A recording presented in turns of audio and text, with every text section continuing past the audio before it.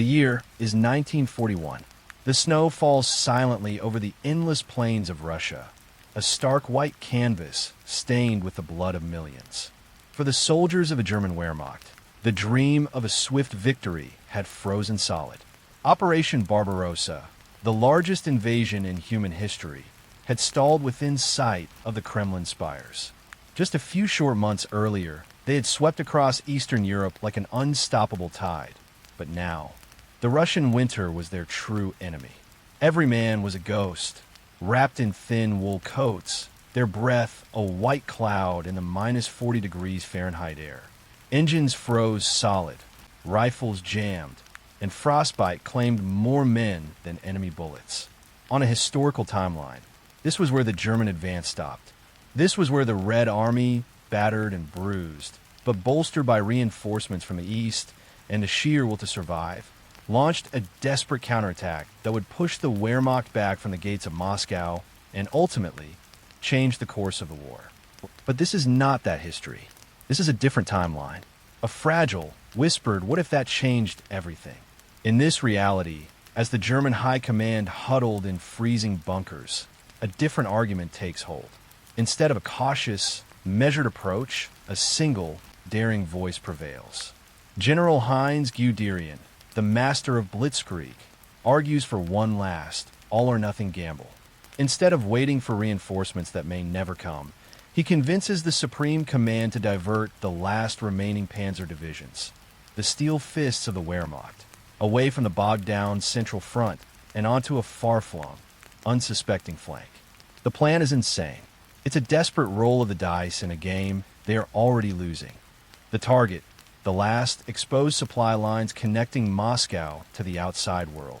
Among the men chosen for this suicidal mission is a young panzer crewman named Klaus, just 19 years old, his face gaunt from weeks of starvation rations and the endless cold. His hands, caked in grease and grime, shake not from fear, but from the brutal chill that seeps into every fiber of his being. He looks at his tank, the panther he has named Iron Devil, and sees a tomb, its metal hull radiating a deathly cold. But he and his crew follow orders. They push forward. The grinding of their tank tracks a deafening roar in the silent, frozen forest. They are tired. They are cold. They are at the end of their rope. But what happened next would change everything. For days, they pushed. The snow was a blinding white wall. The cold was a physical thing, a creature that clawed at their skin. They didn't see a single Soviet soldier. It was too cold. Everyone was in hiding. This was a war against nature, and nature was winning. But their mission was a secret. The Soviets, focused on the main German push, had left this flank virtually undefended. Then, on a frigid morning, they broke through the tree line and saw it. The supply road, a long, thin lifeline of trucks and horse-drawn carriages stretching across the snow, carrying food, ammunition, and men. The German panzers, like wolves scenting blood, roared to life. For the Soviet forces, the sight was a nightmare. They had expected the attack to come from the front. Instead, it was a sudden, brutal blow from an unexpected direction. The trucks were incinerated. The men scattered, frozen in their tracks, unable to comprehend the speed and ferocity of the attack. Their last supply line was gone. Moscow was now truly isolated. Meanwhile, inside the city, a young Soviet sniper named Anya shivered behind shattered window, her rifle sight trained on the frozen street below. She watched as German reconnaissance patrols, emboldened by the news of the breakthrough, began to push into the city's outer districts. They were still far away, but their presence was a cold, dreadful promise. The news had spread like wildfire. The city was cut off. The enemy, who had been pushed back just days earlier, was now at their doorstep. Her commander told her to hold her position, but she could see the fear in his eyes. Moscow, the beating heart of the Soviet Union, was about to fall. As the German forces converged on the city, the Soviet command structure shattered. A sense of panic, of utter defeat, swept through the ranks. Stalin, famously defiant, refused to leave the city, but with the last lines of communication severed, his orders became meaningless. The city, surrounded, starved and bombarded by a relentless artillery barrage, could not hold. For days, the fighting was brutal, a house-to-house, hand-to-hand struggle in the city's frozen ruins. But it was a doomed effort. The German forces, bolstered by the impossible victory, fought with a new, terrifying resolve. On December 21st, 1941, the unthinkable happened. German flags, adorned with the swastika, were raised over the Kremlin. The heart of the Soviet Union, the city that was meant to be the final defiant stand, had fallen. For a moment, the world held its breath. The defeat was more than just a military setback. It was a psychological and political collapse of a global superpower. Stalin's fate remained uncertain. Some said he was captured, others that he was killed in the final hours of the fighting. But his absence marked the beginning of the end. The Soviet Union, now without its capital and with its command structure in tatters, began to unravel. In the streets of a conquered Moscow, Klaus and his panzer crew stood among the ruins, the smoke of burning buildings a dark contrast to the pristine snow. He had survived. He and his comrades had done the impossible. He looked up at the flag over the Kremlin, a symbol of a victory that no one had believed was possible. But the feeling was not one of triumph. It was a cold, hollow emptiness. He had won, but what had he won? He didn't know it then, but this single, brutal victory had not ended the war. It had simply shifted the battleground. The world was now on the cusp of a terrifying new reality. A global empire with a power so absolute it could reshape the face of the earth itself.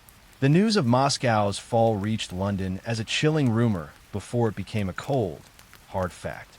For the British people, who had stood alone against the Nazi war machine for over a year, this was more than a distant defeat. It was the collapse of their last great ally. The Soviet Union, that vast, enigmatic landmass, had been the crucible where Germany's strength was supposed to be broken. Instead, it had been forged into something harder, more terrible. A sigh of collective dread swept across the island nation. The focus of the war, for so long divided, was now about to turn with full, terrifying force toward them. In the skies over Britain, Squadron Leader James Sterling, a veteran of the Battle of Britain, felt the shift like a drop in temperature. His Spitfire, the sleek, beautiful machine that had once been his shield, now felt fragile, a thin aluminum hope against an approaching storm. For months, the skies had been a little quieter. The Luftwaffe, busy on the Eastern Front, had sent fewer bombers, fewer fighters. They had held the line. They had won the first round. But now, intelligence reports from occupied Europe told a different story. Every German airbase, from the coast of France to the Netherlands, was a hive of activity. Thousands of new planes were being moved into position. The full might of the Third Reich was preparing for one final, devastating assault. This was no longer a battle for air superiority. This was a prelude to an invasion. The German High Command, now free from the frozen hellscape of Russia, dusted off its old invasion plans for Britain, Operation Celian. This time, there would be no mistakes. This time, they would have the full resources of the Wehrmacht at their disposal. The naval forces, which had been considered too weak, were now supplemented by captured Soviet and French vessels. The paratrooper divisions, once stretched thin, were now concentrated and ready. The plans were meticulous, brutal, and designed for absolute success. On the other side of the English Channel, in the occupied city of Calais, a young German infantryman named Hans Müller watched the endless parade of men and material. He had been a part of the invasion of Poland, of France, of the Soviet Union. He was a veteran at just 21. But this was different. This wasn't a rapid, sweeping advance through a continent. This was a static, grinding buildup. Every night, the sky was black with transport planes, and the sea was a mass of barges, warships, and submarines. Hans felt a knot of dread in his stomach. The English were an island people. They had the sea on their side. They had fought like devils in the Battle of Britain. Could they truly be defeated? But what happened next would prove that in a war of overwhelming force, even a nation's indomitable spirit could only go so far. The invasion began not with a grand naval landing, but with a week-long, relentless aerial bombardment of a scale the world had never seen. The historical Blitz was a terrifying act, but this was a cataclysm. Thousands of German bombers, wave after wave, pounded British cities. London, Liverpool, Birmingham, and Manchester were turned into fiery landscapes of rubble and despair. The RAF, outnumbered 10-1, fought with a desperate, suicidal bravery. James Sterling saw his fellow pilots fall from the sky like shattered birds. Their airfields were craters, their runways unusable. The radar stations, which had been the eyes of the nation, were systematically destroyed. Within days, the skies were cleared. The Lion was blinded. Its roar, for the first time, was silenced. On the night of September 14th, 1942, the first wave of German forces crossed the English Channel. The invasion was a masterstroke of coordinated terror. Paratroopers dropped in the dark of night, seized key bridges and communication centers. The German Navy, led by the repurposed battleships of the French fleet, engaged the remaining British destroyers and cruisers in a desperate and hopeless battle. On the beaches of Kent, the German infantry landed. The British coastal defenses, cobbled together with courage and limited resources, were overrun in a matter of hours. The sheer, overwhelming number of German troops was impossible to stop. In London, a mother named Eleanor clung to her 5-year-old son, Arthur, in a makeshift shelter beneath their home. For weeks, they had lived on thin rations and the hope that the bombs would one day stop. But now, the sound was different. It wasn't the distant drone of planes. It was the roar of tanks. The streets of their once vibrant city were a chaotic mass of screaming civilians and soldiers trying to make a last, hopeless stand. Eleanor had seen the newsreels of fallen Paris, but she had never imagined this. The Germans were here. They were in the streets. Her son, his face streaked with soot, asked her if the war was over. She had no answer. The fighting for London was brutal, house to house, and lasted for days. The government, under Winston Churchill, had made the impossible decision to evacuate what was left of its forces, its leaders, and the royal family to Canada. Churchill himself, refusing to surrender, broadcast a final, defiant message to the world before boarding a warship. "We shall never surrender," he said, his voice cracking with emotion, "and we will fight them from across the oceans." But his words, defiant as they were, could not change the reality on the ground. On September 25th, 1942, German infantry marched down the Mall, their boots echoing in the silent, smoke-filled streets. German generals, with a cold, almost clinical triumph, posed for photographs in front of a shattered Buckingham Palace. The swastika, a symbol of conquest and tyranny, was raised over London. Britain had fallen, the last bastion of freedom in Europe. The nation that had defied all odds had been brought to its knees by an overwhelming force that had first crushed Russia. But for the German soldiers like Hans, there was no sense of triumph. The victory was hollow. The British people did not cheer. They did not wave white flags. They simply went to ground, their eyes burning with a silent, defiant hatred. This was not the end of the war, Hans realized. This was just the end of the beginning. The lion had fallen, but its roar, though muted, would echo in the shadows, a promise of a fight yet to come. The world was now a chessboard, and a terrifying new power had just checkmated its most stubborn opponent. The new global order was about to be established, and its foundation would be built on the ruins of empires. With Moscow fallen and London a smoldering ruin, the world awoke to a new reality. The map had been torn up and redrawn, not in the quiet rooms of diplomacy, but in the brutal crucible of war. The British Empire, once the greatest global power, was a ghost, its vast territories left to fend for themselves. From the sands of the Sahara to the jungles of Southeast Asia, a power vacuum opened, and into it rushed the new masters of the world, the Axis powers. In the glittering halls of the German Chancellery, the atmosphere was one of triumphant disbelief. Hitler, once a fanatical underdog, was now the undisputed ruler of the European continent. The dream of Lebensraum, of a vast German empire stretching from the Atlantic to the Urals was no longer a madman's vision. It was a brutal reality. Puppet governments were installed in Paris and London, their leaders meekly signing away their nation's sovereignty.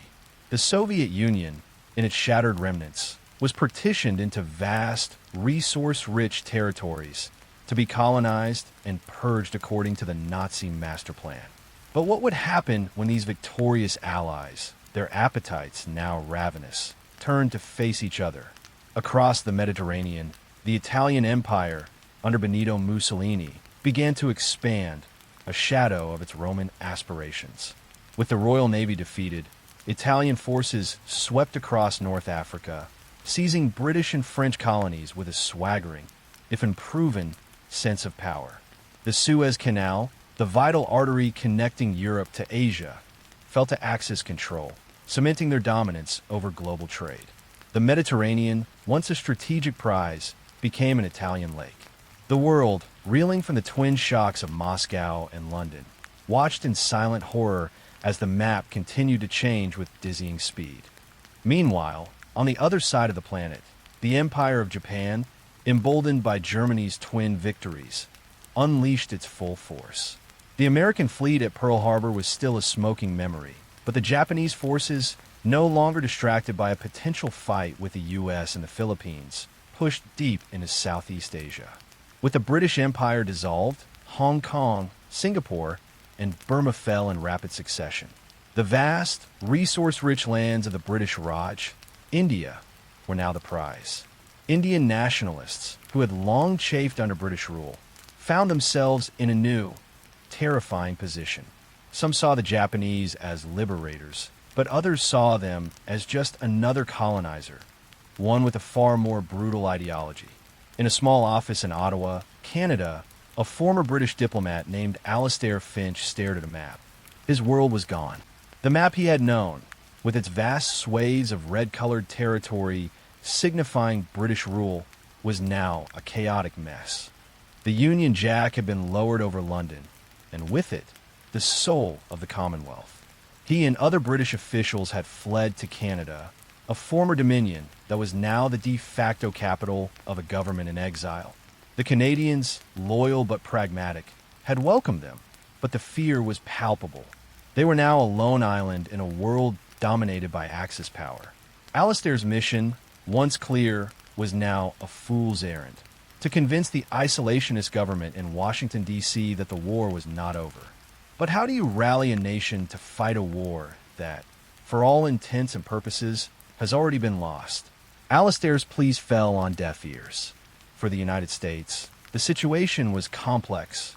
President Roosevelt, a staunch anti-fascist, watched the global map with growing alarm. But America, still recovering from the Great Depression, was a deeply isolationist nation. The fall of Britain had terrified the American public, but had also solidified a dangerous belief that the oceans were a sufficient defense. The Atlantic and the Pacific were wide, deep moats. The American military was powerful, but untested in a global war. The question wasn't if they could win, but if they should even try. And what happened next would change the answer to that question forever. The victory had created a new, uneasy partnership. While Germany dominated Europe, Italy controlled the Mediterranean, and Japan ruled Asia, a new kind of Cold War began to emerge. The victorious Axis powers were not true allies. They were rivals. Their ideologies clashed. Germany's brutal racial purges were at odds with Japan's own imperial ambitions. Mussolini, ever the opportunist, eyed German territory with suspicion. The New World Order was a house of cards, built on a foundation of conquest and greed. It was a world of shifting alliances and whispered betrayals. The world held its breath, but no one could truly grasp the scale of the change. A Nazi-dominated Europe, a Japanese-controlled Asia, a divided and fearful America. The old order was gone, replaced by a new map drawn in blood and ambition. The United States, once the bastion of democratic ideals, was now faced with an impossible choice: to stand alone against a seemingly unstoppable global empire, or to become a vassal state in a world where freedom was nothing more than a historical memory. The world was on the precipice, and the only question was whether the American giant would choose to fight or to fall. The world held its breath as the dust settled over a conquered Europe. But in the United States, the reaction was not one of mobilization, but of a profound national fear. The fall of Britain had proven the oceans were no longer an impassable barrier. The Nazis, who were once a distant madman's threat, were now a global empire with a navy and air force that dwarfed any other. President Roosevelt, who had tirelessly tried to prepare the nation for war, found his influence waning. A powerful new isolationist movement, far more virulent than its pre-war predecessor, swept the nation. Its message was simple and terrifying. Europe had fallen. Asia was lost. We were alone. And the only thing left to do was to protect ourselves. A young man in Chicago named Leo felt the change in the air. He worked at a munitions factory, but the talk wasn't about building bombs for Britain anymore. It was about building bombs for America. His friend, a young pilot in the Air Corps, was being retrained not for a mission over Europe, but for one of national defense to patrol the vast, lonely coastlines. The old posters with their calls to patriotism and sacrifice were replaced by new ones. A silhouette of a tank with the slogan, "The Fortress of Freedom." The mood was a strange mix of defiant patriotism and paralyzing dread. America was preparing for a war it hoped would never come. The government, under immense pressure, acquiesced. The Roosevelt administration pivoted from a war footing to a defensive one, a strategy now known to history as the Continental Wall. Billions of dollars were poured into a military buildup of unprecedented scale. But this was not an army of conquest. It was an army of defense. Coastal cities were fortified with new anti-aircraft batteries and submarine nets. The Navy built massive new carrier fleets, not to challenge the Axis in the Atlantic or Pacific, but to defend the seaboards of North and South America. The skies were patrolled by a new generation of long-range interceptors. The United States was sealing itself off, creating a fortress, a last lonely bastion of democracy in a world gone mad. But what they couldn't see was that the wall was already breached. While America built its physical defenses, the Axis powers were waging a new kind of war. German U-boats, now operating from captured ports in Britain and France, prowled the Atlantic, sinking American merchant ships with impunity. Japanese submarines, operating from occupied islands in the Pacific, did the same. This was a war of attrition, a slow, grinding blockade designed to strangle the American economy and force them to the negotiating table. Saboteurs and spies, trained in the arts of espionage, slipped across the borders with Canada and Mexico. Propaganda, far more insidious than the old war posters, was broadcast in Spanish and English, speaking of a glorious new world order and the futility of American resistance. Leo, in his munitions factory, would hear the whispers: a warehouse fire in the port of Boston, a train derailment in California. These were not accidents. They were the silent battles of a new conflict. The FBI and a new secretive intelligence agency worked around the clock, but it was a losing battle. The sheer scale of the Axis network was overwhelming. He saw the refugees, too, arriving from Europe. Frenchmen, Poles, Russians, and Brits who had made the long, desperate journey across the Atlantic. They came with stories of brutal occupation and systemic persecution, stories that the isolationist media dismissed as propaganda. Meanwhile, in a heavily guarded facility in the New Mexico desert, a brilliant scientist named Dr. Alan Foster worked on a secret project codenamed Trinity. Historically, this had been the Manhattan Project, a race to build a weapon to win a war. In this reality, the mission was different. The goal was no longer a weapon to defeat the Nazis, but a weapon to ensure they never dared to attack. The purpose of the atomic bomb had shifted from one of conquest to one of pure deterrence. Dr. Foster saw the moral ambiguity in his work. He was building the end of the world, not to save it, but to protect it from an enemy that was not, as of yet, at his door. He believed in what he was doing, but the silence and the secrecy, the knowledge of the global darkness that lay just beyond their borders, ate away at his soul. The New World Order was settling into a grim stasis. The United States, with its continental wall, was a solitary island of freedom in a fascist ocean. The Axis powers, bloated with their victories, were a constant, menacing presence. They didn't need to invade. They just needed to wait. The economic pressure, the constant espionage, the psychological warfare, it was all designed to wear America down, to make it bend to their will. The United States, for its part, was a nation in conflict with itself. The defiant spirit of the American people was still there, but it was buried under layers of fear and isolationism. The question was not if the wall would hold, but if the spirit of the people behind it would break. The world held its breath, a ticking bomb in a fragile truce. But it was only a matter of time before the fundamental clash of ideologies, democracy versus tyranny, would erupt into a final, apocalyptic conflict. America had built its wall, a fortress in a fascist world, but it couldn't build a wall high enough to keep out the coming storm. The peace that settled over the world after the fall of London was a grim, silent thing. The global stage, once a chaotic theater of war, was now eerily still, the new Axis empires consolidating their power. But this was not the peace of reconciliation. It was the silence of a mass grave, a world where the worst had already happened, and it was only getting worse. For the architects of the Third Reich, the victories on the battlefield were not the end of the war.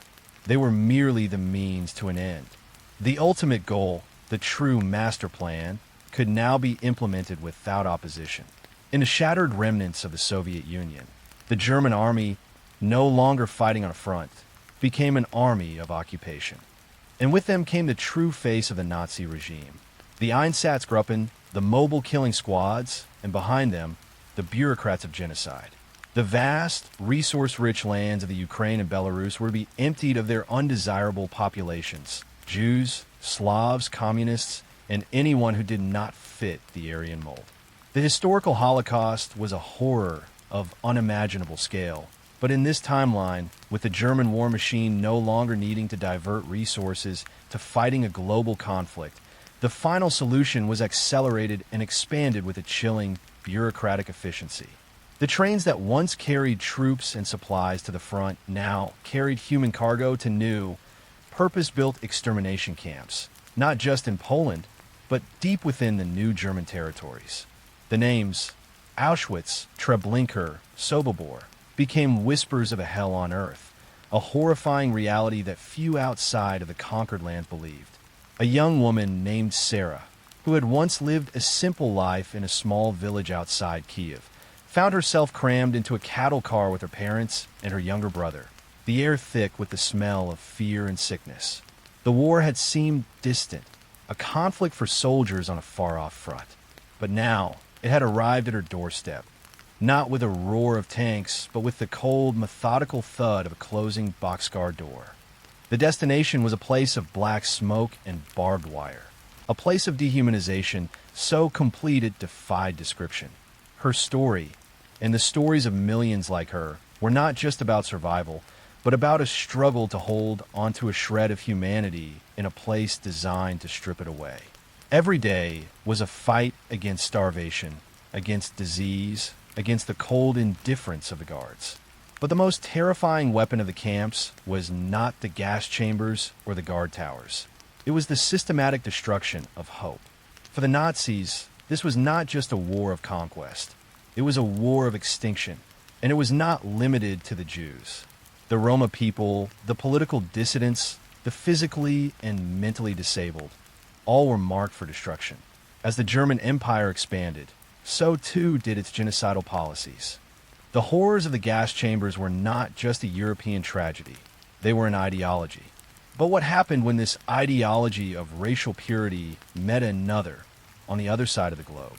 Across the vastness of Asia, the Japanese Empire was implementing its own brutal version of racial and cultural purification. The Japanese Imperial Army, with its own belief in a superior race, saw the conquered lands of China, Korea, and Southeast Asia not as colonies, but as resources to be exploited and purified.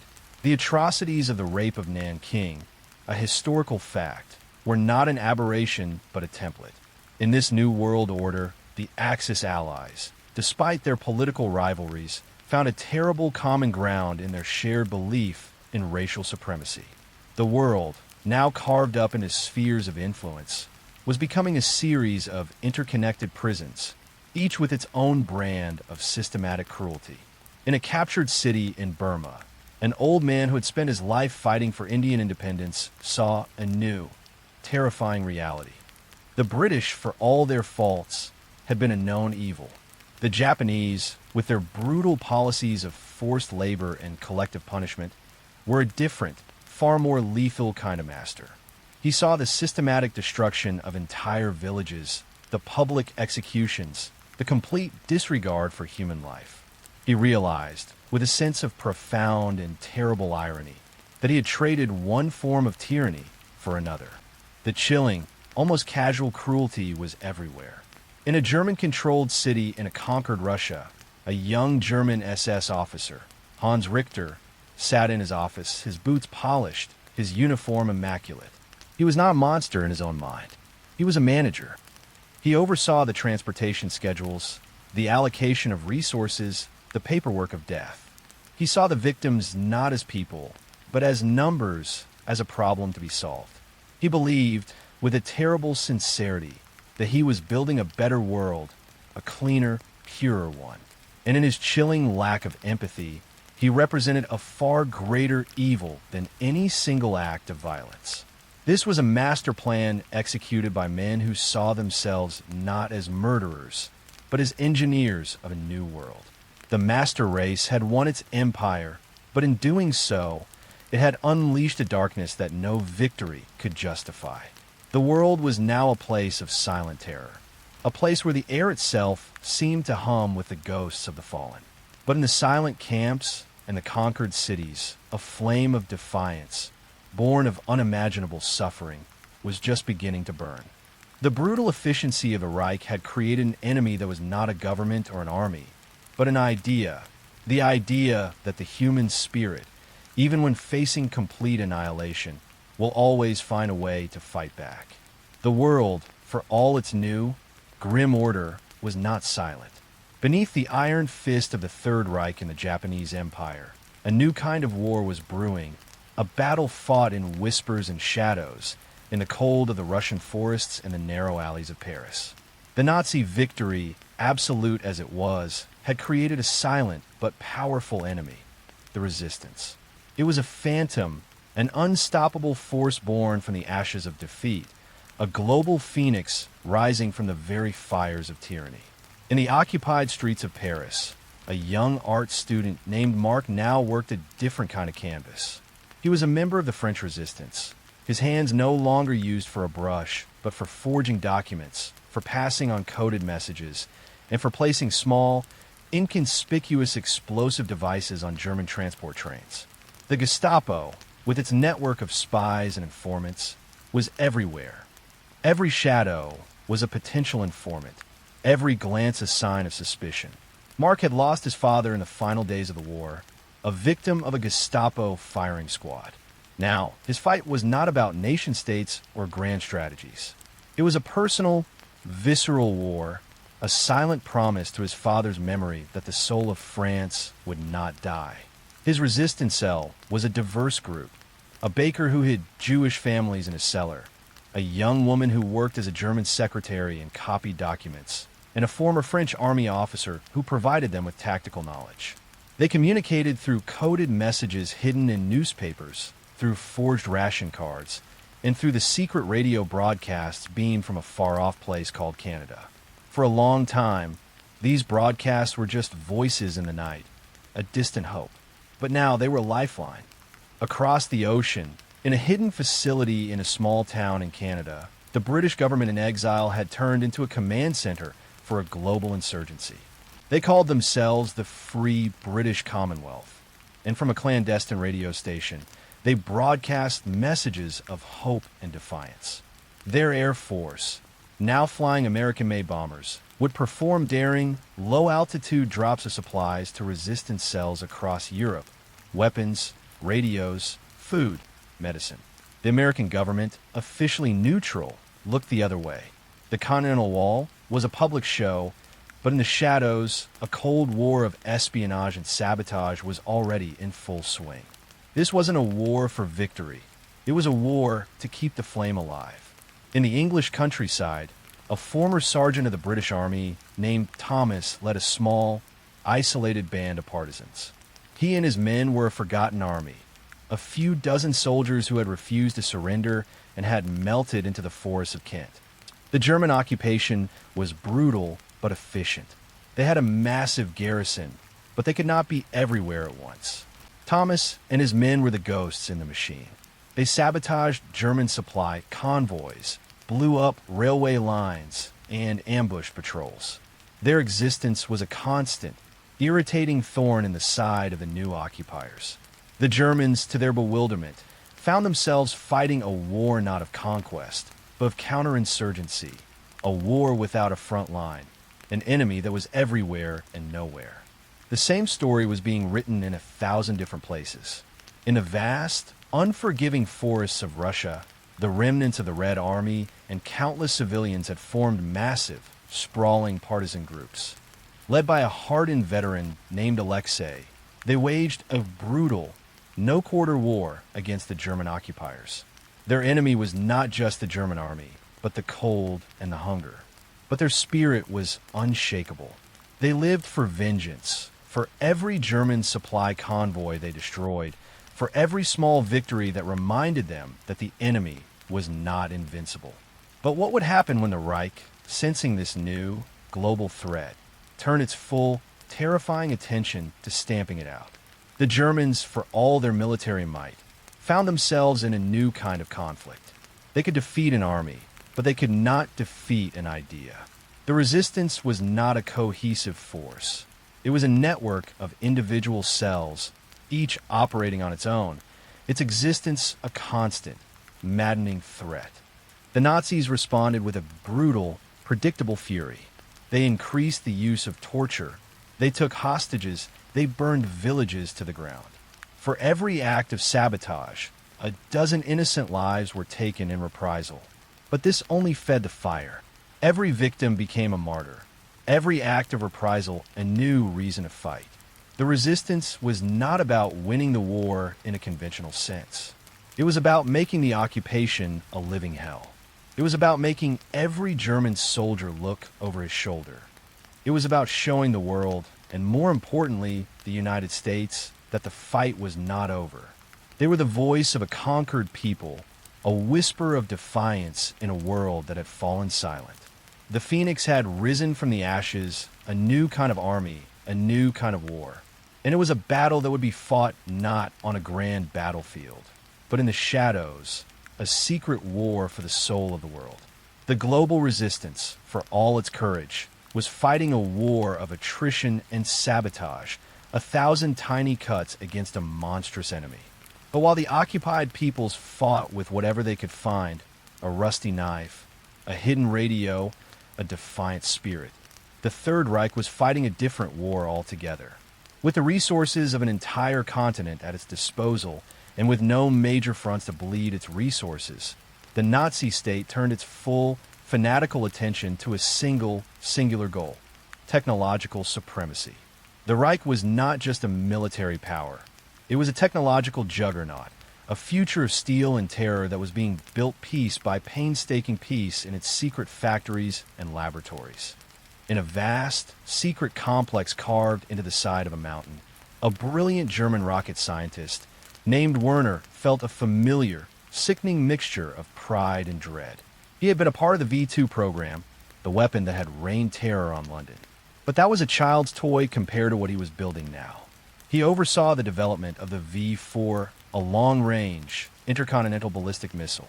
It was a weapon of unthinkable destructive power, a rocket that could reach the east coast of the United States. Werner wasn't a true believer in the Nazi ideology. He was a scientist, a man driven by a singular, burning desire to push the boundaries of human knowledge. He was fascinated by the physics of propulsion, the mathematics of orbital trajectories, the sheer, breathtaking audacity of a rocket that could cross an ocean. He told himself that his work was for the glory of science, not for the terror of a regime. But the truth was far more complex and far more chilling. His complex was powered by the labor of thousands of prisoners, Jews, Poles, Russians, political dissidents, and forced laborers. In the cold, cavernous tunnels of the factory, a French engineer named Jean toiled beside hundreds of others, his body emaciated, his spirit clinging to a fragile hope. He and his fellow prisoners, in a desperate act of sabotage, would slip in tiny imperfections, a loose bolt here, a faulty weld there. They knew they could not stop the machine, but they could slow it down, make it less reliable. Jean would look at the immense, gleaming rockets, the pinnacle of human ingenuity, and see a symbol of his captivity. His forced labor was a constant, living reminder of what happens when science and power are fused without a conscience. But the V-4 was not the only wonder weapon being developed. The Luftwaffe, now a global air force, was developing a new generation of jet fighters and bombers. The historical Me-262, the world's first operational jet fighter, was now being mass-produced in a perfected form, with no Allied air force to challenge them. The German jets, a silent, swift, and terrifying menace, patrolled the skies. The sight of them in the air was an act of psychological warfare, a constant reminder to the occupied peoples that they were being watched from above by a silent, all-powerful enemy.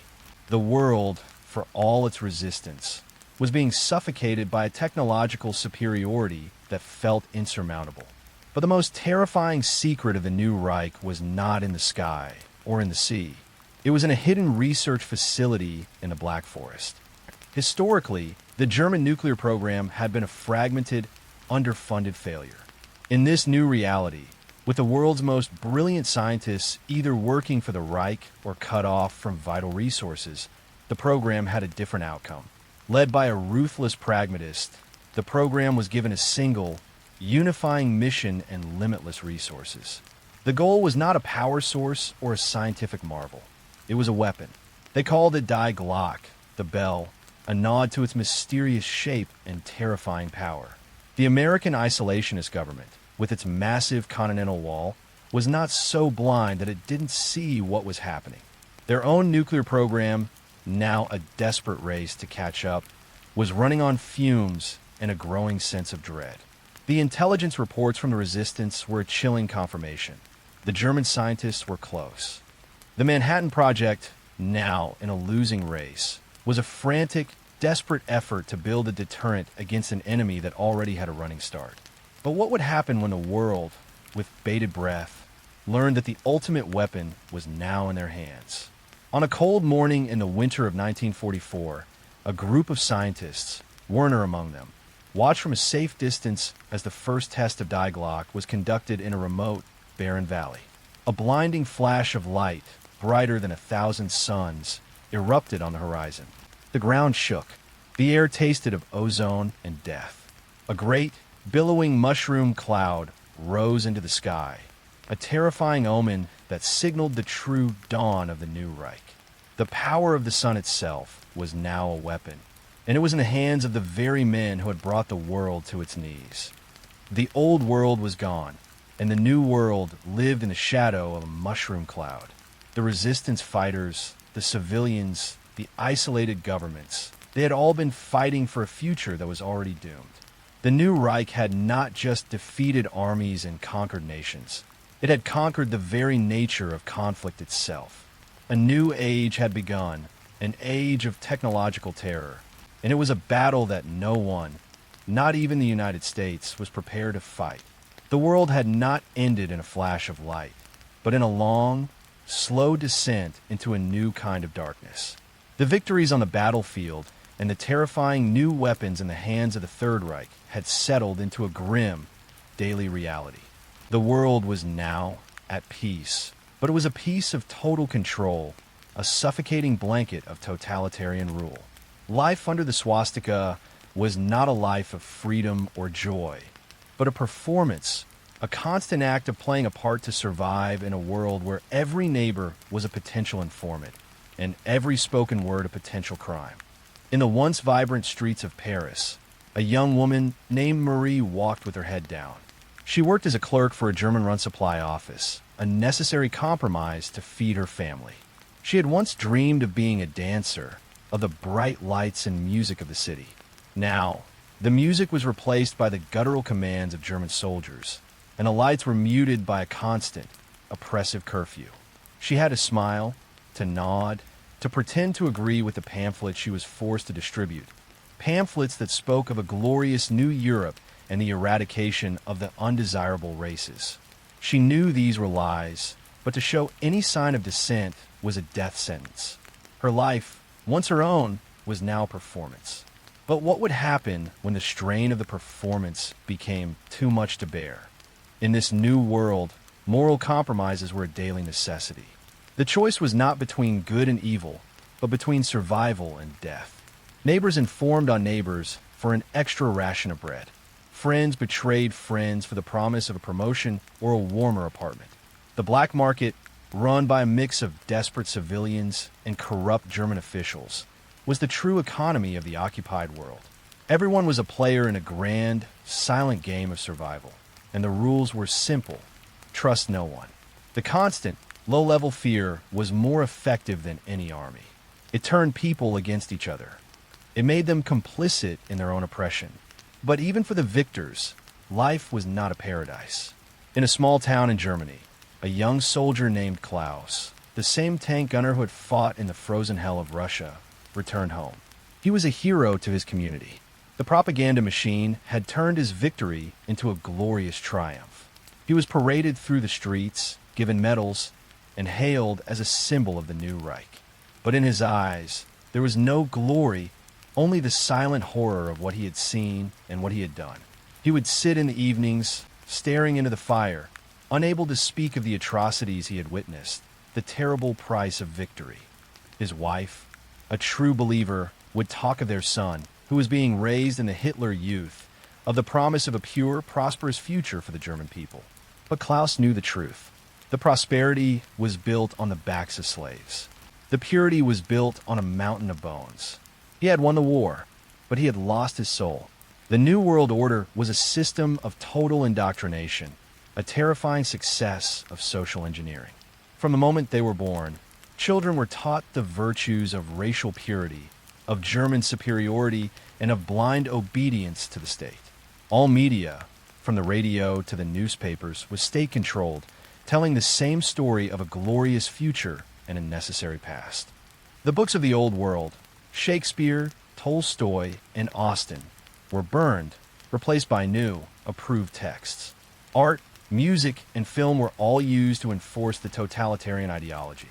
The goal was not just to rule the people's bodies, but to conquer their minds. But even in this world of total control, there were cracks. In occupied London, a young man named Arthur, a former student of history, would meet with a small, secret group in a hidden cellar. They had no weapons. They had no radio. They had only books smuggled in from a forgotten, less conquered world. They would read aloud from the classics of democratic thought, from the Declaration of Independence, from the works of poets who sang of freedom. Their acts were small, silent, and deeply dangerous. They were not fighting a war of guns and bombs, but a war of ideas, a stubborn, beautiful refusal to let the human spirit die. They were a living protest against a system that sought to control every thought and every feeling. They knew that a world built on fear and lies could not last forever. The Nazis had built an empire of steel and propaganda, a new world order that seemed unshakable. They had defeated armies, conquered nations, and built weapons of unthinkable power. But in their hubris, they had forgotten the one thing they could not control: the human heart. The new world was a performance, but behind the masks, in the silent places, and in the secret whispers, a new kind of rebellion was taking shape. The true battle for the soul of the world was just beginning.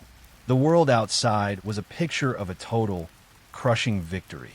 The United States had built its wall, and the global resistance was a phantom enemy, a distant whisper of a failed hope. But within the core of the victorious Third Reich, the picture was very different. With no external enemies left to fight, The most powerful men in the world, the architects of the new order, turned their knives on each other. The very ideology that had led to their victory became the seed of their downfall.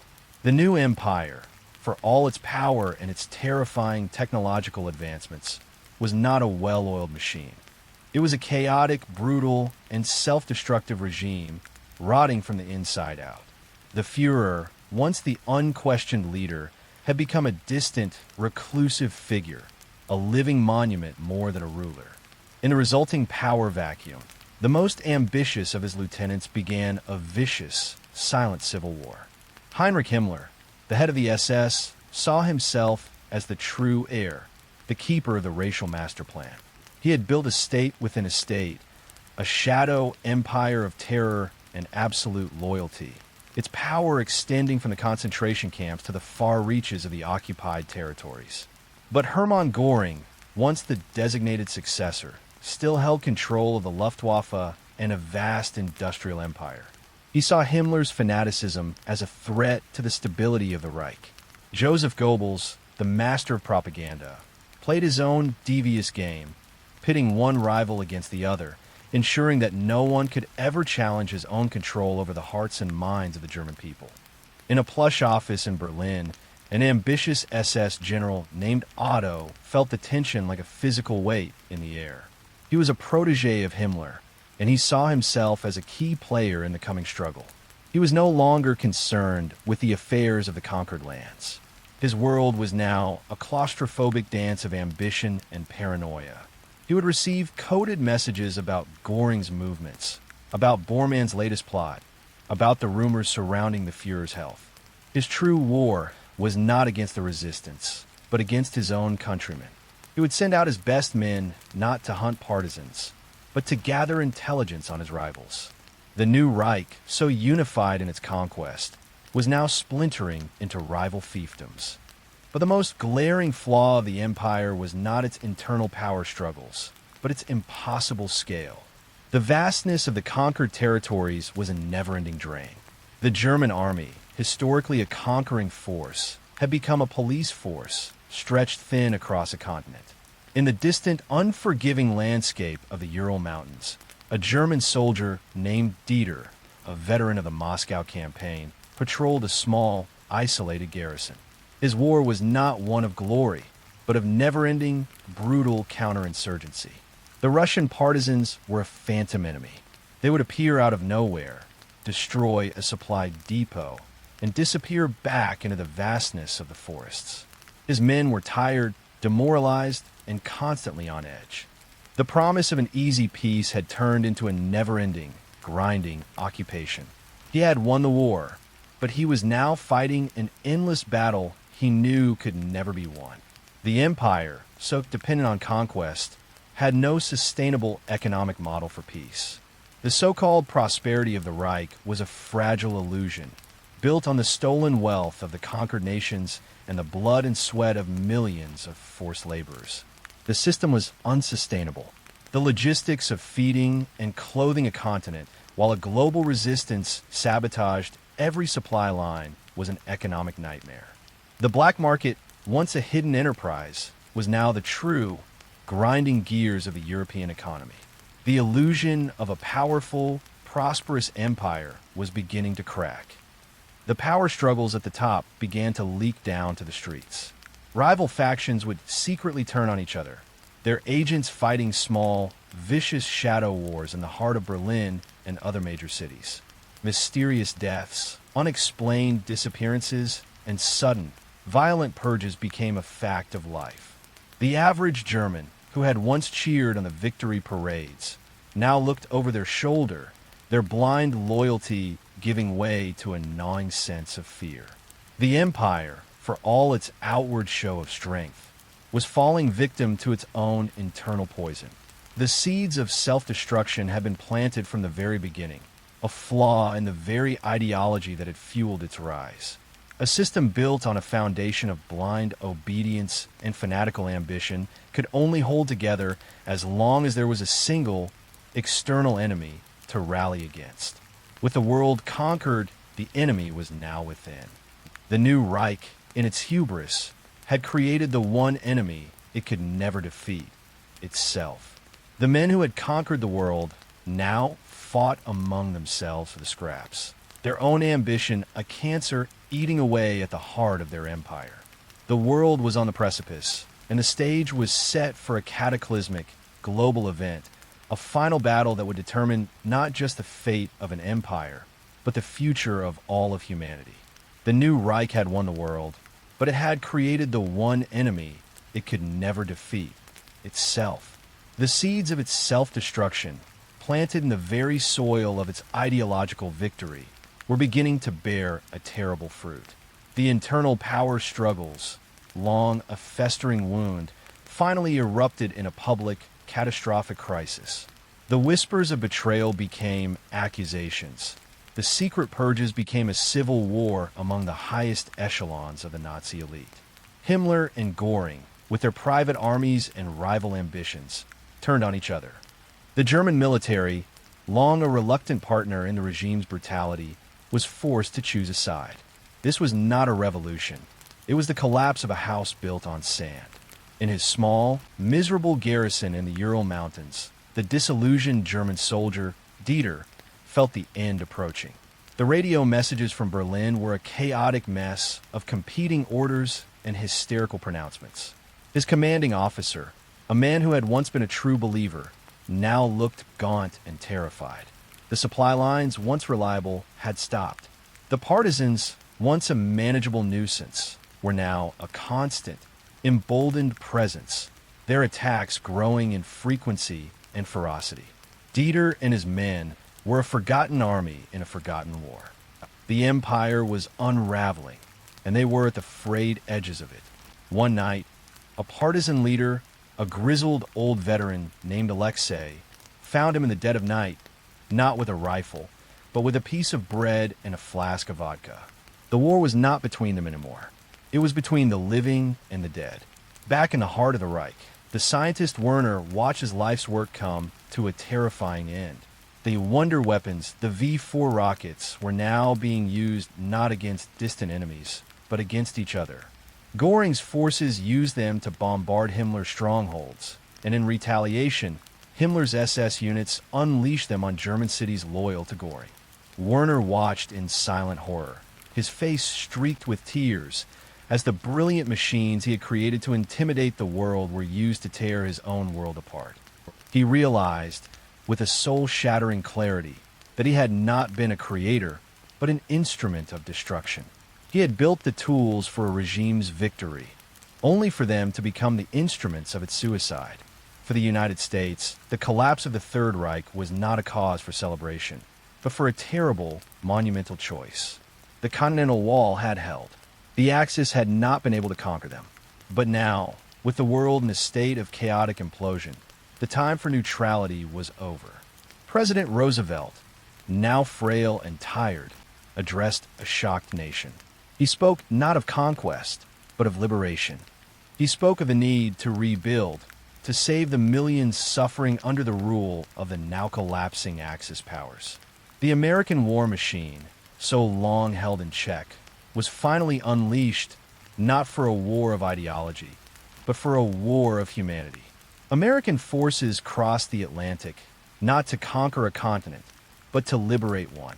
Their targets were not German cities, but German command centers, communication hubs, and the concentration camps. They were met not with fierce opposition, but with scenes of unspeakable horror and the cheers of starving, beaten people. The master plan had been a success, a systematic genocide on a global scale, and the world was now faced with the full, sickening cost of Axis victory. In the Pacific, the Japanese Empire, too, was on the brink of collapse. The American forces, now fighting a war of liberation, pushed back against an empire that had overstretched itself, its cruelty and ambition having created a network of internal enemies. In Paris, the young resistance fighter, Mark, felt the end coming not with a roar, but with a quiet sense of disbelief. The German soldiers were no longer the arrogant, all-powerful force he had known. They were nervous, disoriented, and afraid. The radio broadcasts from London and Washington were no longer just whispers of hope. They were the promises of a new dawn. Mark and his cell emerged from the shadows, a hidden army that had outlasted an empire. Their victory was not a parade, but a long, tearful reunion with a world they had thought was lost forever. In the end, the New World Order, the one forged in the fires of a Nazi victory, collapsed not because of a single grand military campaign, but because of its own fundamental flaws. The ideology of hate and racial superiority was so total, so absolute, that it was incapable of compromise, of adaptation, of building a true, stable society. It had conquered a world, but in doing so, it had created a million enemies.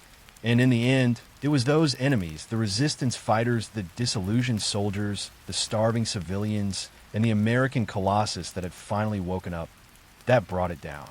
The world that could have been, the world of 1,000 years of darkness, was averted not by a single act, but by a million tiny ones.